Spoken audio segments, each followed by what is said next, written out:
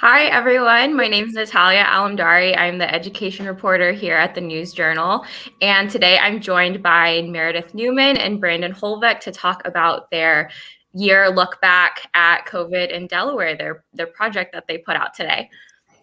So I guess to start off, Meredith or Brandon, do either of you want to explain the project to us, what people can expect when they click into it, and kind of how it all came to be? Brandon, how about you take the first part? I'll take the second part. Sure. So this is something that we had in the works for a few months with the basic idea that we wanted to gather the experiences of a wide group of Delawareans over the past year. Obviously, so many different facets of our everyday lives have been affected, whether or not you contracted COVID-19 or knew someone who did. Just the rhythms of everyday life fundamentally changed and have changed, continue to be in that varied state. So we put together this kind of call out and reached out to people that we knew as well to gather letters to our past selves. And Meredith, do you want to talk a little bit about kind of what we asked of those letters?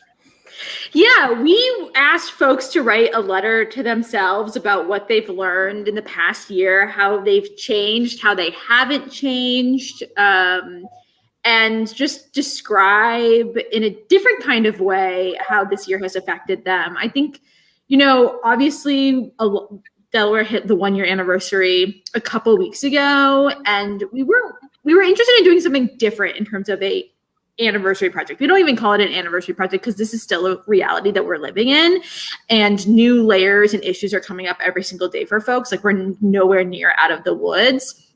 So we wanted to encompass something that reflects, but also kind of pushes forward at the same time. And so it was really great to see the different ways people kind of took this prompt and ran with it. We had a doctor who wrote a letter to his children about the past year. We had an 18-year-old high school senior write like the 20 things that she learned about herself.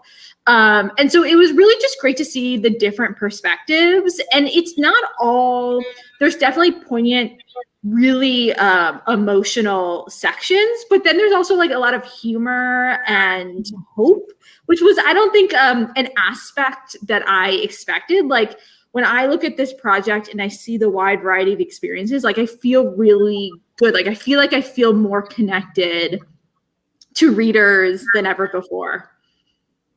Right. And if you haven't had a chance to take a look at the Stories of COVID project, it's just really beautiful presentation. You can see people's actual handwriting with the letters that they wrote. It's really just an experience to scroll through it. What were some of the standout letters for you guys there? I know we just touched on just really poignant moments throughout. My sort of overall takeaway was similar to Meredith's, and I can get into some of the letters in particular, but kind of at that like top line level. I feel like one of the common themes between a lot of what readers wrote to us was kind of this idea of like feeling the emotions of the past year, and then kind of deciding what are you going to do with that? How are you going to rise above that and take something from this experience? There are definitely things that we've learned, whether it's like practical things that can make us more efficient or more happy or whatever, as well as things that we really learned that we missed, and how do we grab onto those when they come back to us.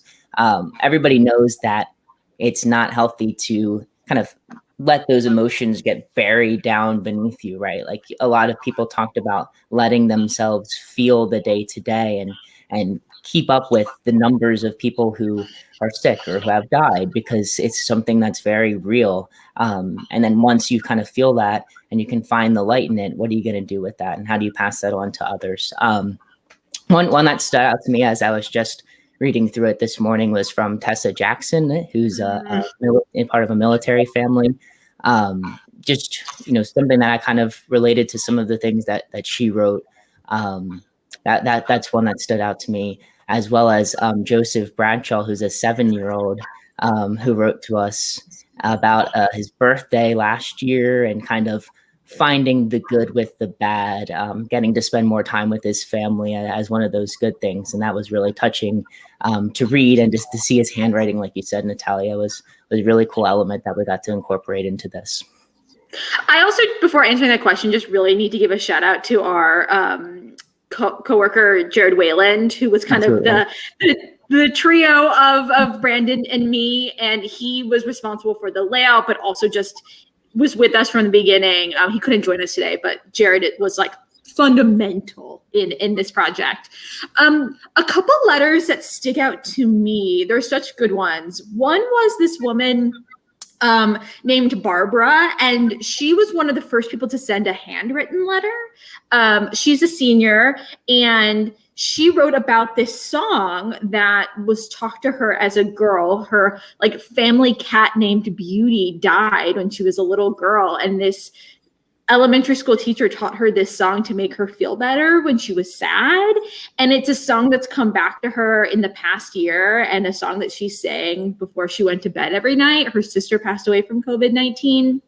And I thought it was just really beautiful in terms of childhood memories that stick with you. It made me reflect back on like my own childhood. And I think we all have like that teacher in our lives, or maybe if we're lucky, a couple of teachers that you like still remember after all these years. Another one was a young woman named Nicole Albano, and she has a really complex medical condition, and writing is the way that she sees, observes, and interacts with the world. And her letter is so powerful. How she crafted it is so excellent. I mean, I encourage everyone to read all of them, but Nicole's just is clearly a writer, with a capital W, and how she saw everything, and just like the scheme, I was like, oh my God. I could literally go on about all of them. I think something that was interesting was to hear from, we have two people who are inmates at different correctional facilities in Delaware. And one was also a woman named Nicole, who spoke about wishing she could hug her family just that much longer at the most recent visit, because she wasn't able to see them for going on a year. And then the other was a man at Sussex, I believe, and he just wrote about just kind of this invisible enemy that of course is invisible to all of us, but when you are living so close to so many other men, it's kind of a new battlefield that you're in. I thought both of their letters were extraordinarily well written. I could go on and on, but I encourage you to read it. But clearly, for I think both Brandon and I, like all of them are our favorites. Yeah, can I hop in on something Meredith mentioned for a moment?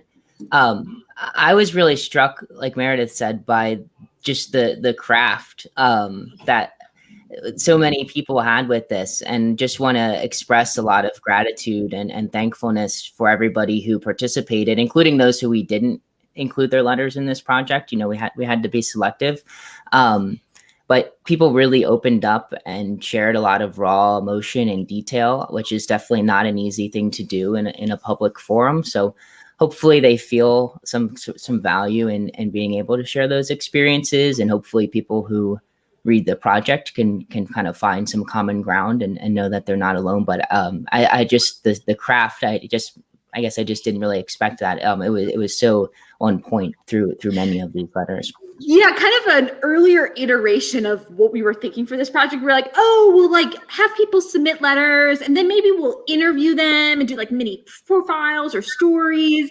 And then once we started seeing the letters, we were like, no, we're going to take a step out of this. And we wrote little kind of summaries to get people some context and background info, but it's really just the words themselves written by readers that really carries this project and is like the core of it. And I don't know if that's what we expected going into it. I think we expected, we'll have like a blurb here or there, but it's really these letters that are at the heart of it.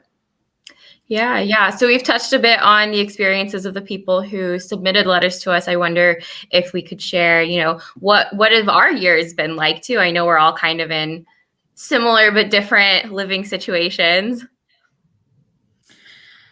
Yeah, I actually like my friend sent me a really beautiful journal over quarantine just because as like a just cause gift, and I actually wrote a letter to myself. I'm not going to read it, but I wrote a letter to myself.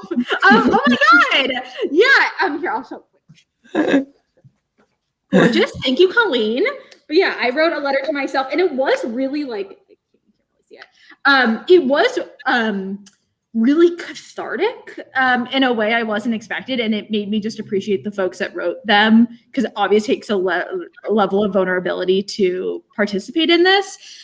I think one thing that I thought about a lot, I live by myself, and just being lonely was obviously a major theme for everyone. And it was a struggle, but also it made me realize like what great friends I have both here in Wilmington, but also, back home, high school, college, and how fortunate I am. I think it also very fortunate. My grandparents are doing really well.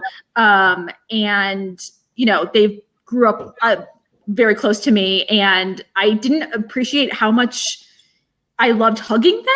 I think it's like the physical touch you don't really think about because you're just so used to it. I think that those are a couple of things. And also, local journalism, obviously this is our profession. This is what we do, but I cannot think of a more important time to support local journalism.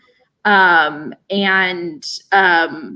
just would really encourage everyone to support the News Journal, but other local publications, because, this is just a chaotic time. And I think for me, having facts and information and stories has helped me guide me through the chaos. Yeah, I think like the act of doing the work too has kind of helped me stay a little bit sane throughout the past year. Like just knowing like, okay, my job is to get the information to people, to figure out the answers. And that's kind of just been like a good guiding light throughout it all. Definitely. My experience is a little bit different because I'm from Delaware. I've been with my family through this, which I feel very grateful for. And we've gotten to spend a lot of quality time together. Not all of my family, though. There's members of my family that I'm definitely looking forward to seeing sometime soon. There's been little things too. Like I was thinking about this beforehand because like this mug I'm drinking from is one of my favorite podcasts, Birds with Friends. I don't miss an episode. We all listen to a Taylor Swift podcast. Would I have spent 12 hours listening to a recollection of every single album before? Maybe not, maybe. But I definitely am now because I have the hour and a half to spend every day. So there are some like little positives, not to mitigate, any of the difficult things that I know everyone has gone through. And, there's certainly challenges that pop up every day, emotionally, mentally, what have you. So definitely looking forward to hopefully in the coming weeks and months, being able to kind of get back into a little bit semblance of routine and normality. Yeah. And also just one more thing. I think just like I didn't appreciate or realize like the different levels of community that I am so fortunate to have. Like for us at the News Journal, like we would all go to Wawa after our morning meeting. Shout out to Kevin. You know who you are. We love you. The cashier who's like a phenomenal role of our work life. And also like having friends that I can text about the Taylor Swift podcast, like Brandon, like my friend Jackie and Jen from college, like all of these different facets. Of course, there's the friends that you miss and you don't text as much, or family members. But I think being alone has made me appreciate those that I have in my life, if that makes sense. And I think those other people, at least I've found this in my interactions, like if you haven't talked to them for 6 months, maybe before they would have been like, oh, why we haven't connected, like this is odd. And now it's just like old times. Like you could have not been with a person for a year or two, but you get on a phone call or text message or whatever, and it's like, everybody's just happy and grateful to be able to connect in any way they can. Right. All right. So if you have not had a chance to read our Stories of COVID project, would obviously encourage you to click through that. Lots of great stories that you can read from your fellow Delawareans. And just a quick plug as well, we have a special if you are not a News Journal subscriber but want to read the project. For just $1, you can get subscriber access for 6 months. So you can access the Stories of COVID project and all the other great subscriber-only content that we have on our site. Meredith, Brandon, thank you so much for joining us. And with that, I will let us all go.